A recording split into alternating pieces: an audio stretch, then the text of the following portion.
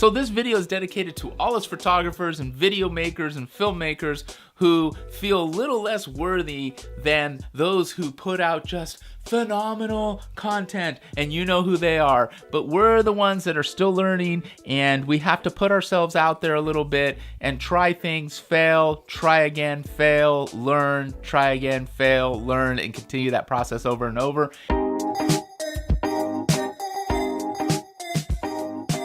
Buenos Diaz and welcome back to the vlog, everybody. I am actually sitting right in front of Lowe's home improvement store. I've got a little project I got to get going, and I'll explain. Yes.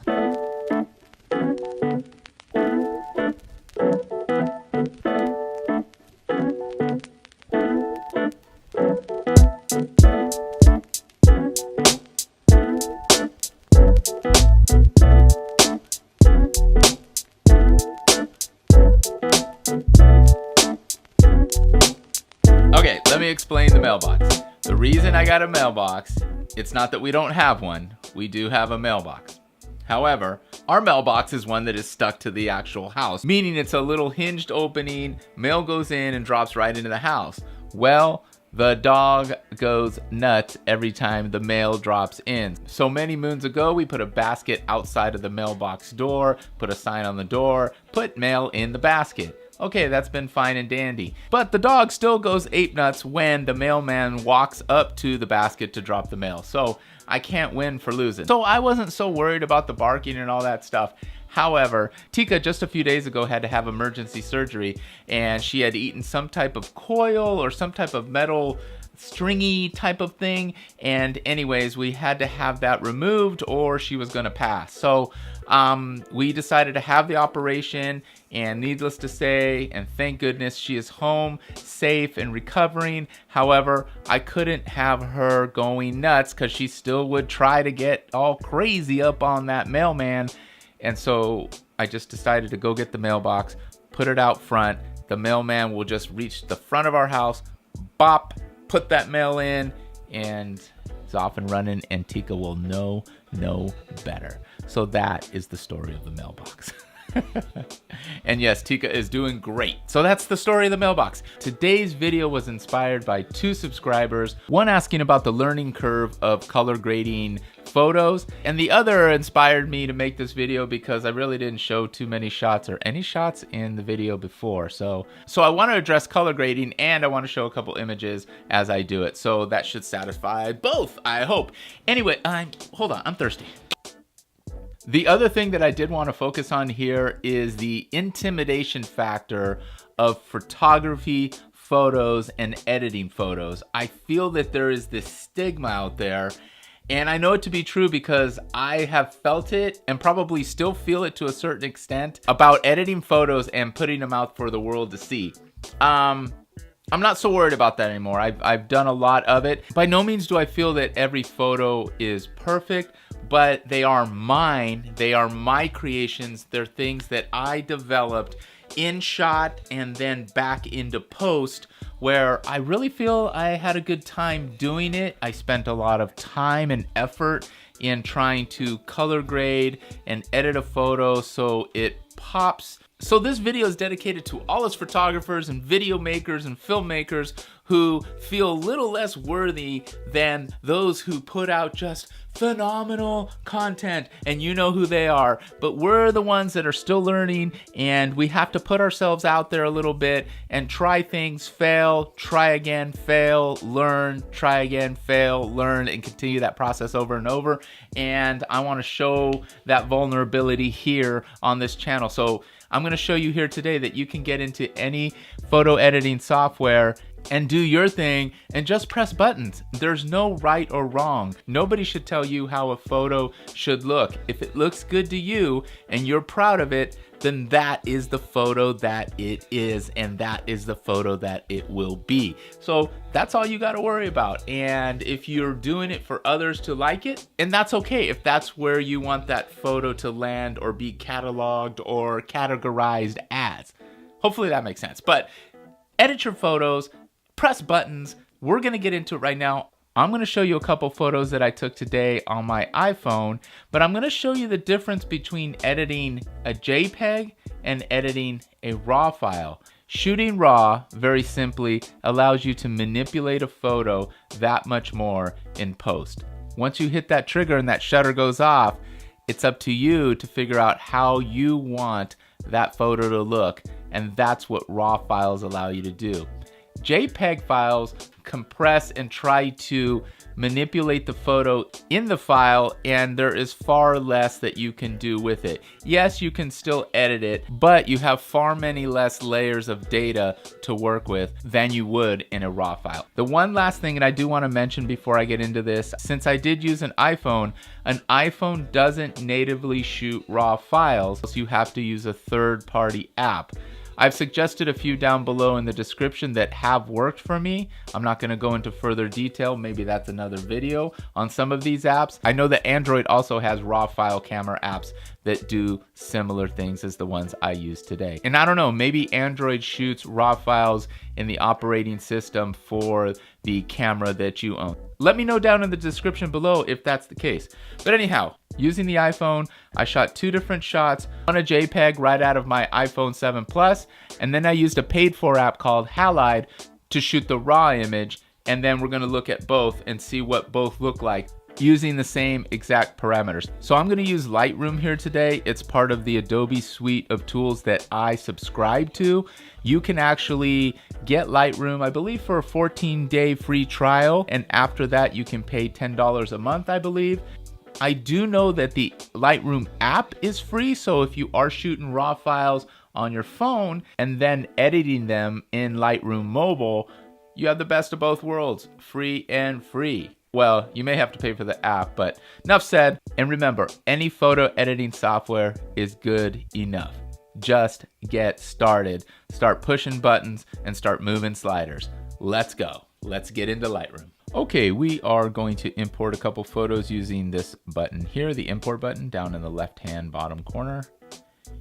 And I'm going to go ahead and go up here and select a source. And it's on my desktop in a folder called RAW files, I believe. Here we go. Yes, these are them. I want to import them. So I'm going to click over here on the right side. They are actually both selected right here. So we are good to go. Click import.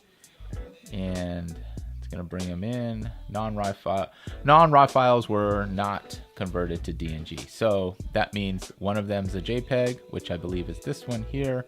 And this one here on the right is the DNG file. And note that I did tag them as such, so I do know which one is which. Okay, I'm gonna actually work in the RAW file right now. So I'm gonna double click on it and open it. So this was a shot that I took earlier today on the phone. You notice that there is no sky to be, if you notice there is no sky or it's kind of blown out, and the image in the front is actually dark. It's like a little candle holder type thing. So let's play around a little bit in Lightroom, and you can do this in any editing software. We're gonna go ahead and click on develop here at the top. Once we're in the development tab of the software, we can do a variety of different things. If you notice on this right hand side, there is all sorts of buttons. Don't be afraid. Again, we can do a bunch of stuff like, let me turn the temperature all the way up, let me turn the tint down, and you get this crazy green hue. I can always hit this reset button down here in the bottom right hand corner. Boom, we are back and you are good to go. So you want to start just playing with everything. In certain cases, there's probably some things you should probably leave alone, but hey, you're learning, we're both learning, and in the future you'll know which buttons, which sliders you want to slide to the left, slide to the right, you know, those kinds of things. So don't be afraid. That's the main point of this video. So I'm gonna bump up the temp a little bit there. You can see that the green grass getting a little greener in the back. And this is the whole purpose of this, is to see what these sliders do. Let's turn down the tint a little bit. My whole image is turning green. So in certain cases, you might want to either leave it alone or go the other way and see what happens. We got kind of that magenta pinkish hue. So I'm just gonna bring it back and leave it pretty much where we found it, just a bump there. Then we go on to tone exposure. Again, all the way to the right, woo, all the way to the left. But notice something really cool. As you go to the left, you're gonna notice that we're starting to get some clouds. And you didn't see that before. Now the rest of the image is dark, but at least you see that there is that data in the raw file. There is that ability to bring back a little bit of the image that you may not see on camera, but when you look up into the sky, you actually see that there are some clouds. So I'm gonna pull down the exposure just a little bit. Contrast, you can bump up or you can bump down. I'm gonna pull it down just a little bit.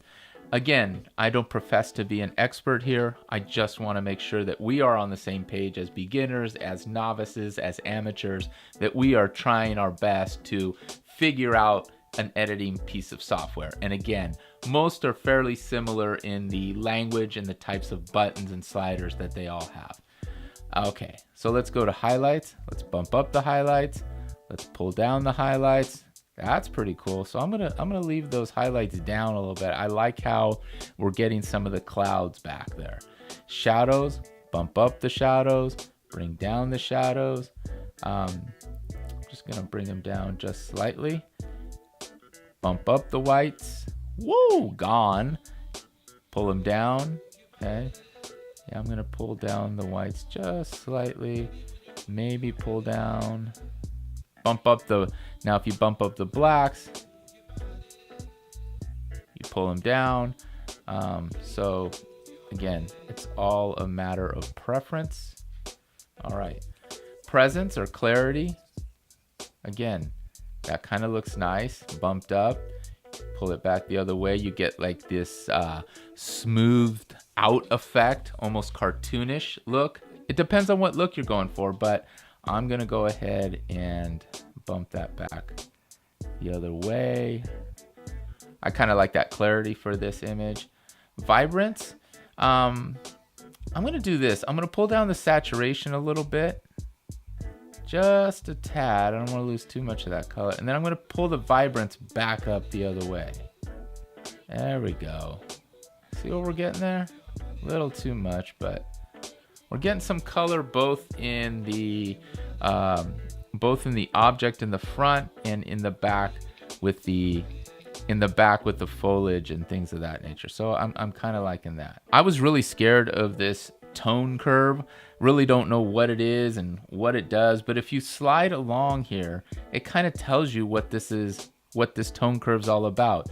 If you look, I'm going to slide up to the top. These are your highlights. The right side of the box are the highlights, and the left side are the shadows. So at any given point on this tone curve, you see that little circle. If you pull it down, it's going to affect your photo, right?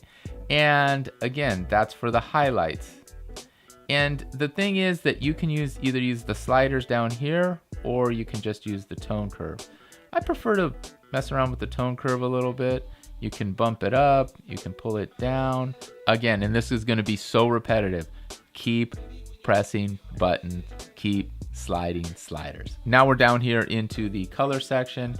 You can play around with the hues on the reds. Now these are all specific colors. Now you can see that if you slide some of these colors, you will notice that nothing is happening. I honestly don't have an answer for that. If somebody in the comments below can tell me why. And it just might be because those colors are not present in the image. Therefore, it's not affecting those colors. That might not be completely the case. Again, we're just learning together. So I'm kind of lightening that up a little bit. Let's check out these yellows. Play around, make it colorful. Kind of giving it a 50s retro vibe here. Not on purpose, but it's kind of lending itself to that, so I'm going with it. Notice that grass. Look at the hue on the green on the grass across the street as I bump that all the way up. I mean, the greens are super green. I'm gonna pull that down a little bit, kind of a little off there. Yeah, like that. Saturation, you can pull it all the way up, pull it all the way down. Just gonna bump that a little bit. I'm gonna give it a little bit more luminance. There we go. I'm liking that a lot. And the reality is most people do not mess with all of these colors. In most cases, many of these sliders are just left alone. Folks go to presets, so those are pre-selected and predetermined settings for a specific type of photo, and you can actually enact it on your photo to get the same feel as you would have for a similar photo. So you're going to use different presets for different images. I'm going to go to a little bit of the split toning here. Let's take a look at the highlights. Bump those up a little bit. Saturation. Yeah, look at that sky. I kind of like that blue, that hint of blue. I don't want it all blue, but I kind of, there we go. I do like that. And the sky was non-existent earlier. Yeah, I like the grays in there still, so I'm gonna just bump it down a little bit there. Here's some things that you can actually play with if you wanted to. I'll click a few of these so you can see what it does. But if you have some taller buildings or some things or objects that are just look off or not aligned, you can play with this a little bit. You can hit level here and notice how it kind of tried to level everything out. I'm gonna unclick that and put it back the way it was. You can click vertical, full. It really just tries to take your image and put it in the best position possible that you're happy with in terms of alignment. But I'm gonna go ahead and click off, just back to its normal state. I'm gonna leave everything there alone. And that's it. We have a pretty decent image. I know it's not first of all, it wasn't the best composed image, so I did want to show you that you can shoot RAW files on a cell phone. So at the very least, we've added some color. We've been able to bring some of that sky back, which is really nice. If you want to look at what it looked like before, you can actually, on a Mac, you can just hit the back button or the backslash button, and this allows you to look at the before, and this is the after. Before, after. I do like the color a little bit lighter on the left side. However, I do like that we were able to pull out a lot more of the details in the RAW file on the right side. So that's what you get when you utilize RAW files. I just wanted to say thank you so much for watching today. I certainly appreciate you guys. Again, leave some comments down below. Let me know what you thought of the video. It's certainly my learning journey, and I'm glad that you're on board with my learning journey, and I hope you're learning some things along the way and or things that you can help me with as well. That would be super. But know that every shot, every video, every film that you make is specific to you, and it comes from your heart. So make sure that you stick to your guns on things that you want to do, and make sure that once you're done with a project and once you're done with something that takes a lot of heart, soul, and energy, be proud of it, own it, and then continue to learn. All right, remember, always sprinkle a little bit of fun in your life, and when you're having that fun, remember to always keep it fun enough. Hey guys, I appreciate it. We're gonna do this again tomorrow. Outro. Beep.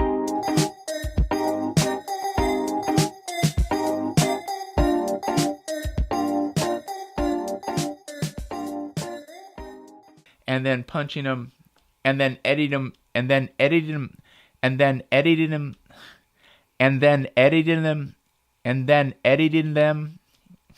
Oh my gosh. And then editing them, and then editing them, and then editing them inside of Lightroom Mobile